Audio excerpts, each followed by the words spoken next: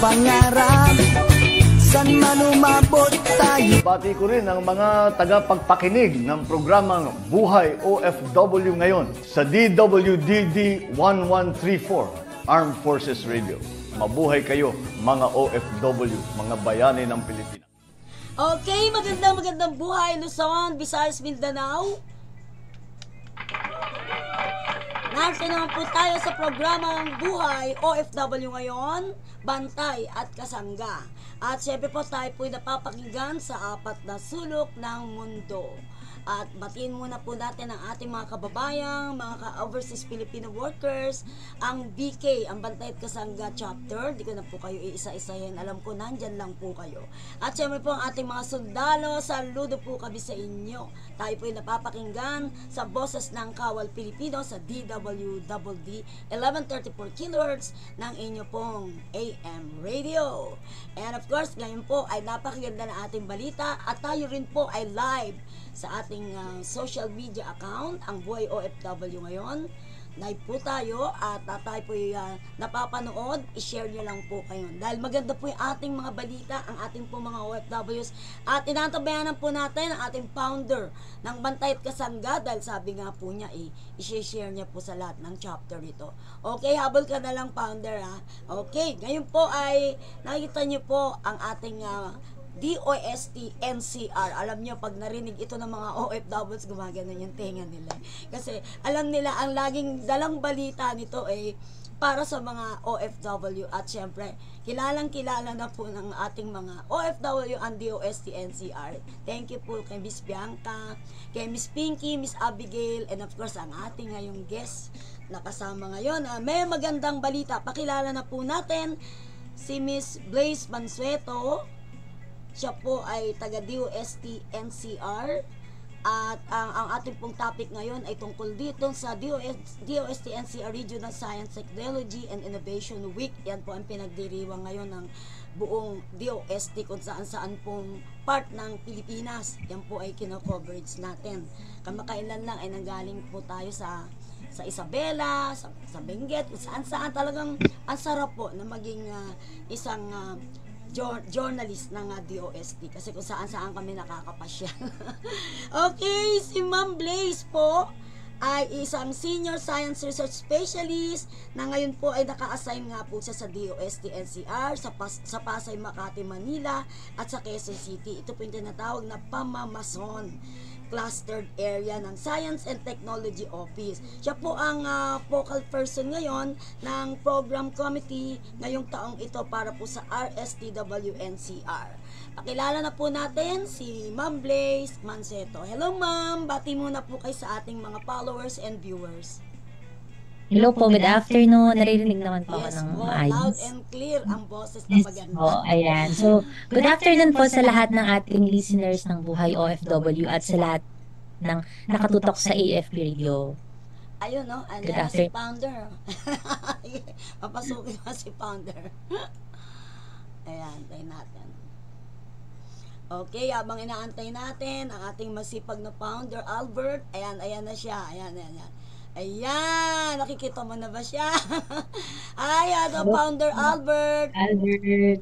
Ayan po, si Ma'am Blaze. Bati ka muna, founder.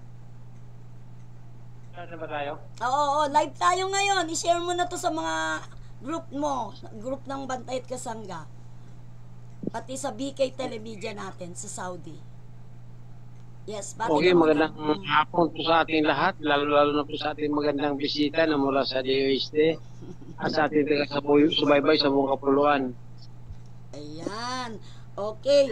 Alam mo, di ba, founder, pagka DOST NCR, di ba, laging good news yan. Kaya yan ang gustong-gusto na ating mga OFW, di ba? Oo naman. Positive sila pag NCR, DOST NCR. Ayan. Okay, siguro umpisahan na natin ang ating mga tatalakayin ngayong araw na ito. ito nga po yung balitang gaganapin kasi nga po yung Regional Science Technology Week and Innovation Week ng DOST NCR ngayon pong Oktubre yon. Sabi nga ito ngayon yung kumbaga ito talaga yung pinaka-highlight ngayon ng mga happenings dito po sa DOST. So ngayong Oktubre po alamin natin sa ating guest ngayon kung ano po ba at ano po ba itong RSTW ng DOST NCR. Ano nga po ba ito at paano ito nakakatulong sa ating mga kababayan?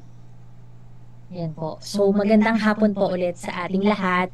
So, ang RCW po ay Regional Science, Technology, and Innovation Week po.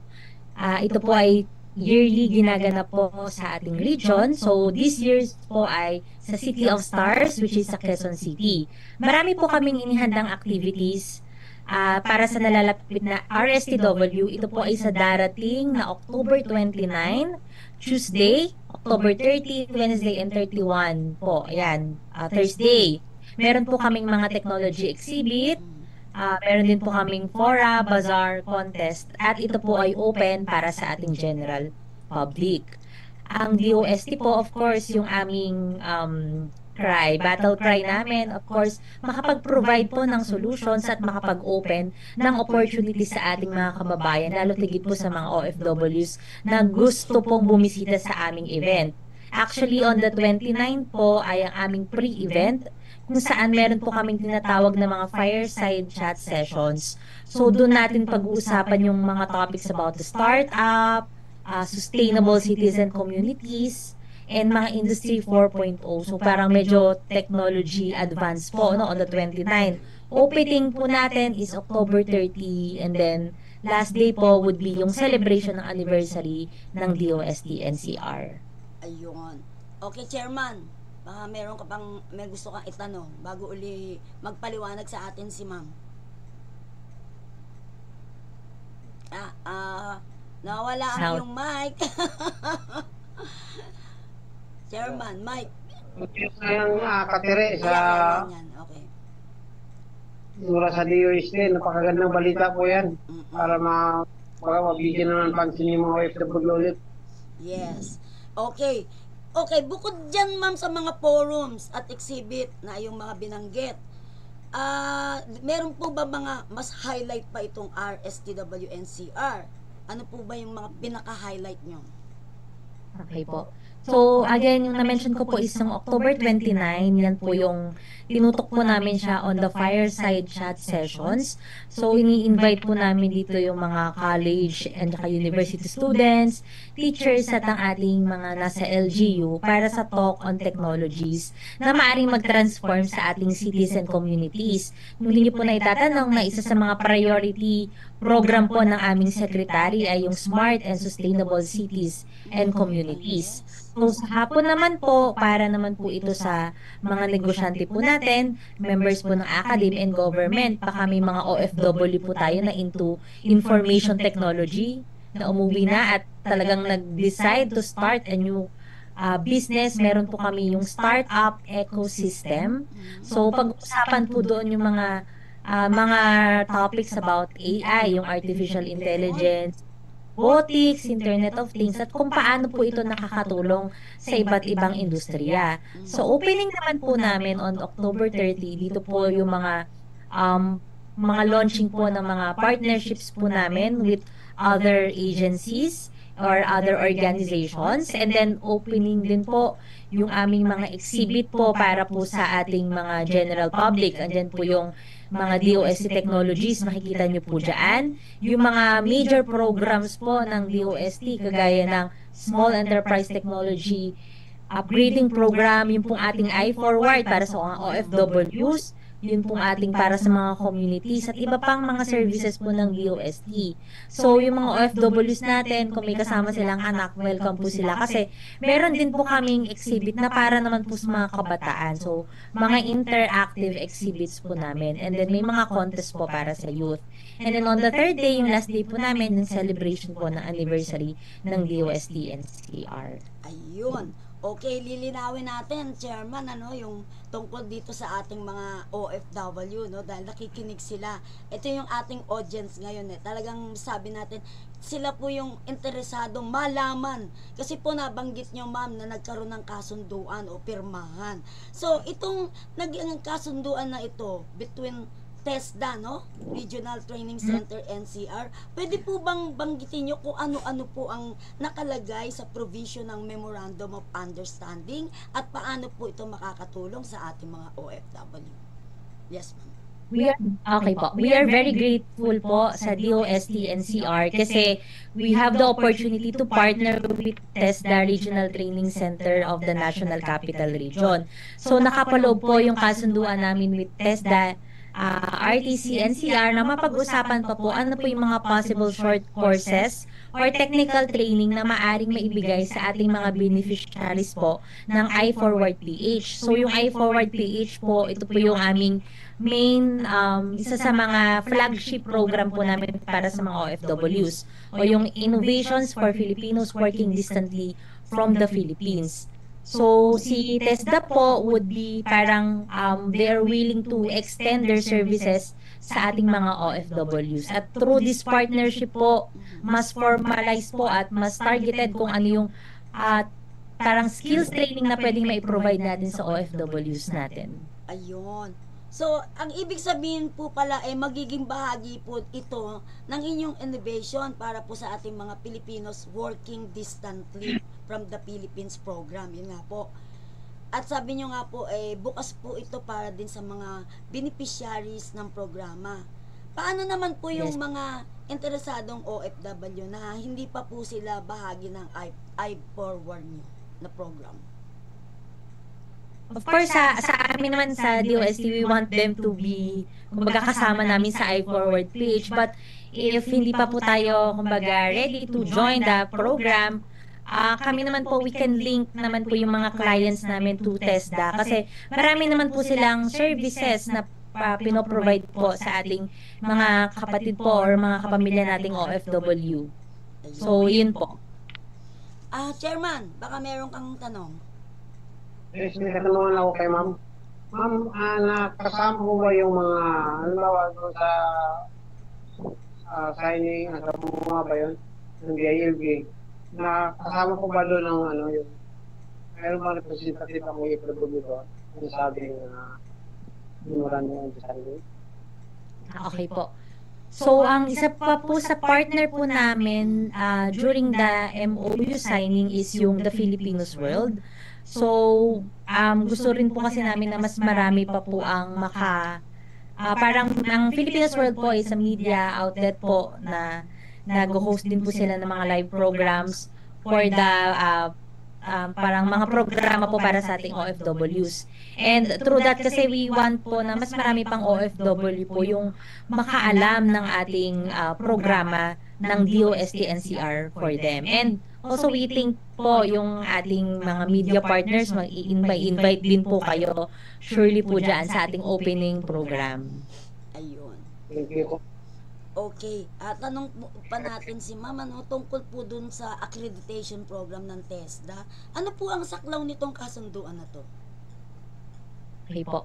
So, yung partnership po namin with TESDA accreditation program. So, we want po na kumbaga parang i-explore po ano po yung mga entrepreneurship or related skills development na suited po sa needs po ng OFW natin, especially po dun sa mga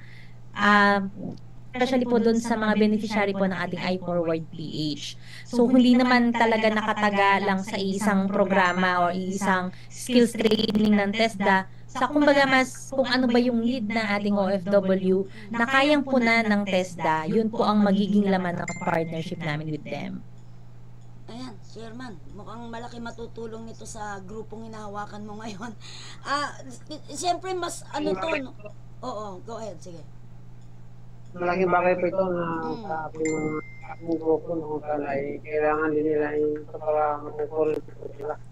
Although na mayroon na pilan po natin makasama na kamama na po din sa iForward, so mas marami na po wala pa. So pamagitan natin yung program ng 6 minutes ay makarating po sa kanila na lalong gumanda na yung programa ng DOST. Sa pagkita ng pista. Yes.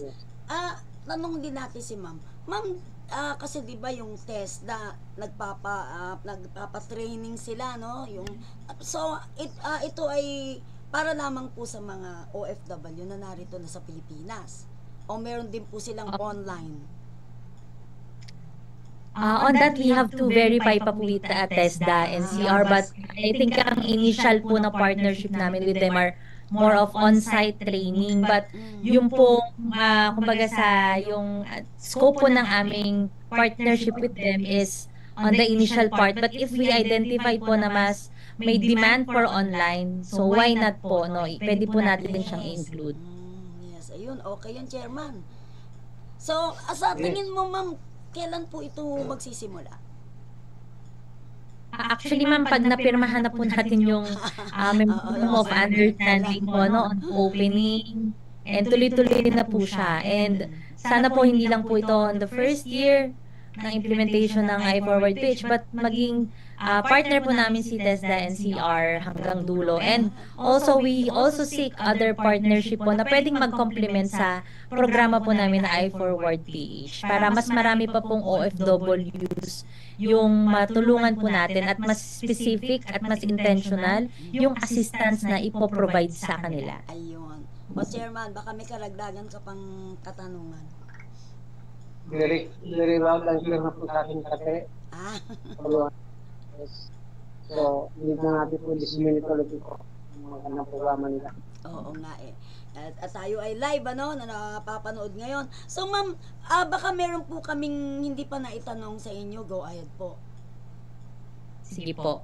So, i-invite ko na ulit lahat po ng makikinig sa atin na nandito po sa Metro Manila. O, pwede rin naman pong outside Metro Manila at gusto pong dumayo, no? So, gusto namin pong i-invite lahat ng nakikinig na makisaya sa celebration ng Science, Technology, and Innovation Week sa City of Stars, Quezon City. Again, ito po ay gaganapin sa October 29, 30, 31 sa Amoranto Arena. Hindi ko pala na-mention natin. Laki ng lugar. Amoranto, yes po. Amoranto Arena po sa Quezon City. So, malapit lang po ito sa Tomas Morato area. Yes, at malapit sa amin. Malapit sa inyo, ma'am. Mapunta kayo doon. Sure yan. Po tayo, open po ang gate for general public. So, meron po kaming technology fora. Meron po kaming bazaar. Nandun din po mga QC merchants na supported po ng government ng Quezon City. At yung mga setup beneficiaries po namin nandun din po. So may mga products tayo na hindi natin normally nabibili po sa mga supermarket. So pwede po nating mabili po doon. And we are also supporting yung mga local na negosyante po natin. And then meron po kami mga technology exhibits. Kasi doon yung makikita yung mga technologies na gawa po ng mga scientists natin, mga innovators, mga Pilipino po na mga siyentipiko. Ayan po. So, libre po ito sa mga nakikinig po, no? Wala po itong bayad. Our gate po will open at 8 a.m. hanggang 5 p.m. And dito po, mas makikilala po natin ang services ng DOST at makikita po natin on how we spearhead innovation and open opportunities in terms of science, technology, and innovation. Ayun. Ma'am, sa mga interesado, saan po sila pwedeng kumontak?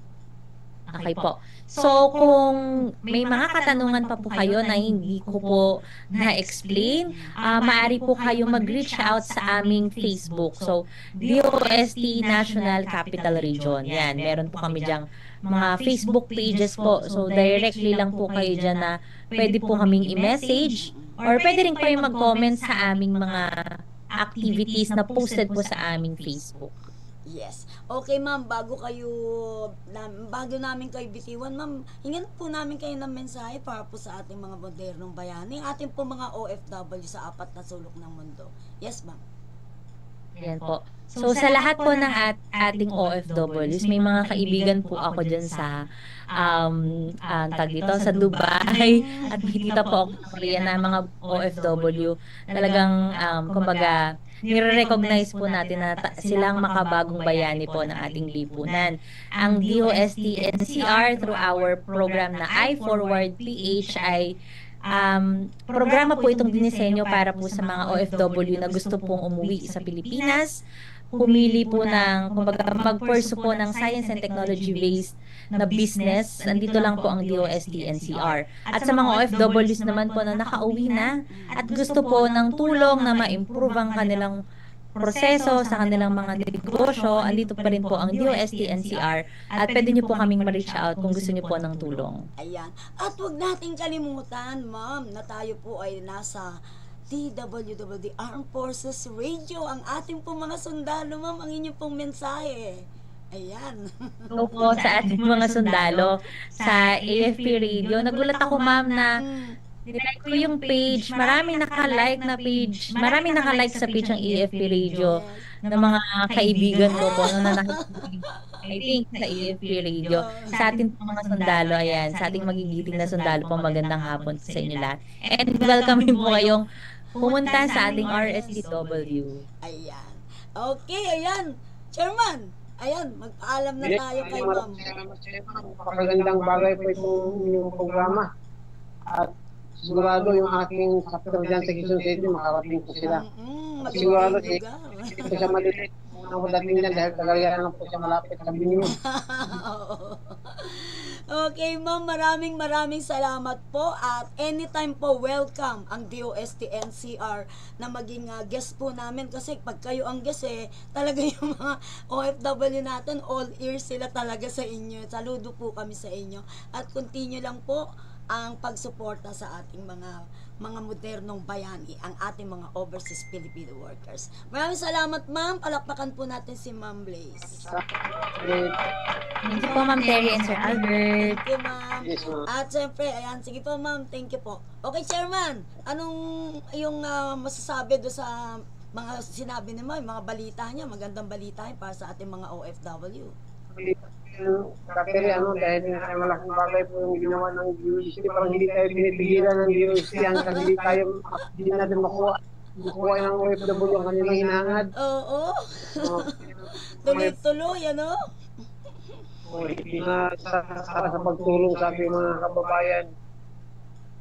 Okay. Okay. Ayan, tayo po ay live, ano? So, batiin mo na yung ating mga chapter dyan. At magpasalamat ka kung sino yung gusto mong pasalamatan. At kumusta na rin ang iyong bebe Muhammad?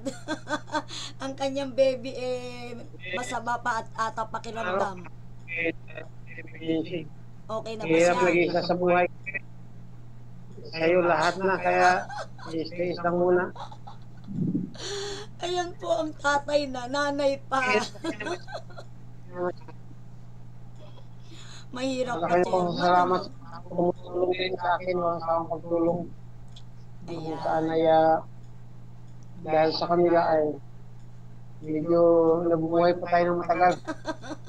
Dapat pa yung Diyos, mga kapangyarihang Diyos, Yes. tayo ay binigyan ng buhay. Marami ka pang misyon.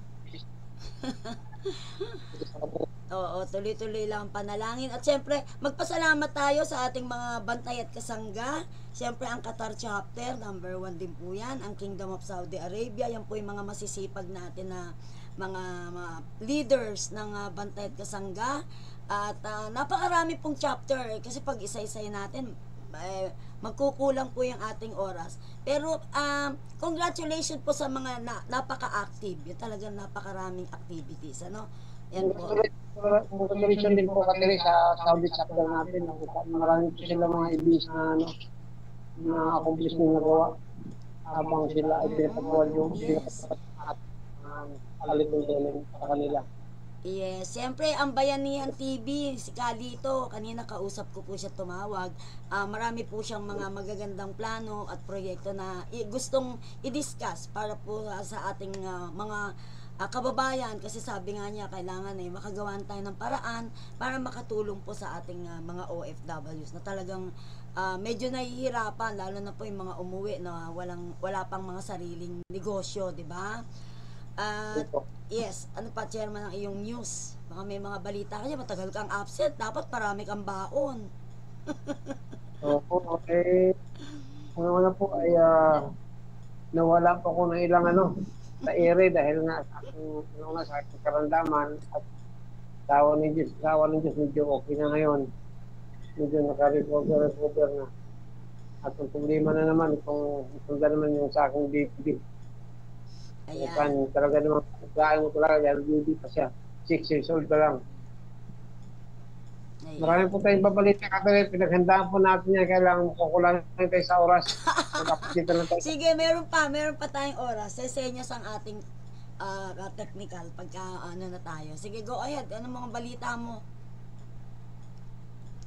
Yes, yung mga yung tuloy-tuloy pa rin naman yung ating pag-assist sa mga OFW sa abroad. Kung sana yun. Hindi po tumitigil sila. Hindi po sila asawa na humingi ng tulong sa atin. Kaya alam nila po ay kasi pag tayo mag-refer sa ahensya ng pamahalaan sa pawalan ng DMW o sa embassy natin ay meron ka agad resulta. Kaya tuloy-tuloy pa rin yung mga na sa atin, humingi ng tulong. Yes. At siyempre, chapter oo. ng monitoring team ay nakarating sa atin yung mga problema. At sila na rin po yung mga leader natin, sila na po nag-resolve doon sa abroad. Ano pwede lang may tulong. Ayun, ayan, okay. So, siyempre maraming salamat po sa ating Qatar chapter, sa kanila ring patuloy na suporta. Si Engineer Jenny, hello. Minsan mag-guest ka ulit sa amin, namimiss ka ng ating mga viewer. Kasi last time, talagang punong-puno ng balita si Engineer Jenny. So, pag mama, mag-guest ka sa amin ni Chairman, tayo po ay magla-live anumang oras kayo dyan. Live po natin itong ating pong programa. Okay. O Chairman, ang ating co-op, kumusta na?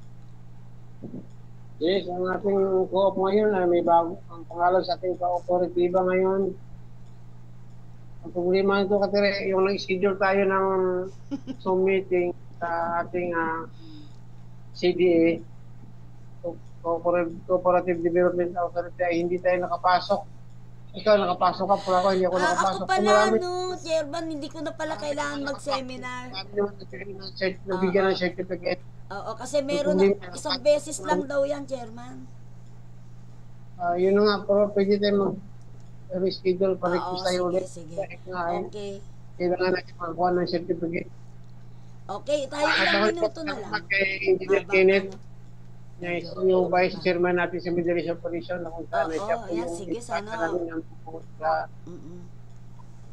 BQFW Multipurpose Cooperative. Yes. Maganda po. Forward din po sa akin yung mga yung mga program. Yes. Okay, magsaset sa atin ng meeting si Ka dito. Sabi ko nga dyan sa opisina kasi parang gusto daw niya makita yung office. Parang gano'n, na parang gusto niyang magpa-training dyan sa lugar, dyan sa Caloocan. Test. Mayroon din pong training center dito. Katabi na nga pala natin training center ng PISDA. Meron sa mga dyan? yan. Sa mga naman, sa mga seaman. Sa Seaman. Ayan, okay. Ayan, maraming magagawa ang ating office sa Caloocan para sa mga nakatira dyan, mga residents dyan. Basta bigyan nyo lang po ng time na makabangon naman sa ating chairman. Kasi yung anak naman niya ngayon. Sana gumaling na si Muhammad. Bakit tahimik? Tulog ba? Sa labas, nilaro ko. Hala, nasa labas na. Okay, siguro chairman, pansamantala ka na magpaalam. At batiin mo muna yung gusto mong batiin bago ka magpaalam. Ang ating mga BK Telemedia, mas batiin mo sila. Bati ko muna ang aking mga ating kasamahan sa BK Telemedia, lalo na si Rolly Gira. Rolly, yes. Sipag. Lagi sa kanyang programa doon sa Saudi Arabia. At yung chapter natin doon sa Eastern Region, kung saan very active na rin, katulad din sa ginawa ng Qatar. Yes. Sila Sir Kenneth. Yes, at sa USA chapter natin, at magitan ni Sir Johnson yun. Si Yes. Pastor June. Sir John, na kung saan may sakit po siya din ngayon. Halos di ko na siya makausap dahil na yung boses niya nawawala na. Isigam na lang po daw tayo sa sa business call group doon sa kanyang Zoom meeting dahil nga ay importante po yung kanyang parating sa atin tungkol sa programa ng BK. Yes. Sa artificial intelligence. Tama-tama po itong sa USD natin kasi ginagawa natin ngayon sa artificial intelligence po ito. AI, ang technology na ginagamit natin. So, maganda nga yung combination. Yes. And of course, batiin natin si Shane. Shane, easy lang. So, super sipag. Nandyan ngayon niya sa Novotel at awardee yata. Congratulations, ha. Sunod kami naman ni Chairman ng iyong bigyan ng award. Busy sila sa mga awardee nila. Oo. Kaya susunod tayo na yung bibigyan niya. Okay, ayan. Siguro, Chairman, paalam ka na. Okay. Maraming salamat sa ating mga taga-subaybay dito sa DWW Armed Forces. Thank you sa Kasangga ng FW at sa Buhay OFW ngayon na kung saan ay patuloy lang po kayo sa pagsubaybay sa amin dahil nga ay paparating namin sa inyo ang maganda na yung mga programa. Maraming salamat sa inyo pagsubaybay sa amin. Lalo na po sa ating taga-DOST. Ayan. Okay, palakpakan natin ang DOST-NCR at ang buong DOST sa pamuno po ni Secretary Renato Solidim. At of course, ang Regional Director Yusek Sancho Maborang, mga masisipag po yan. Thank you so much po sa inyo pong mga suporta. Okay, pagsamantala na po tayo magpapaalam, tayo po ay mapapakinggan sa programang Buhay OFW ngayon at ang Buhay OFW ngayon at iba pa. At syempre po sa ating pong YouTube channel, TikTok channel, and of course, ang ating pong sariling TWWD Armed Forces Radio. Maraming salamat po. Pansamantala na po kami magpapaalam at muling magbabalik. Ito po si Terry Alpa at syempre isama natin ang ating founder, Albert Gonzon, para sa programang Buhay OFW ngayon. Bantay at kasangga. Maraming salamat po. God bless po sa inyo. Salamat.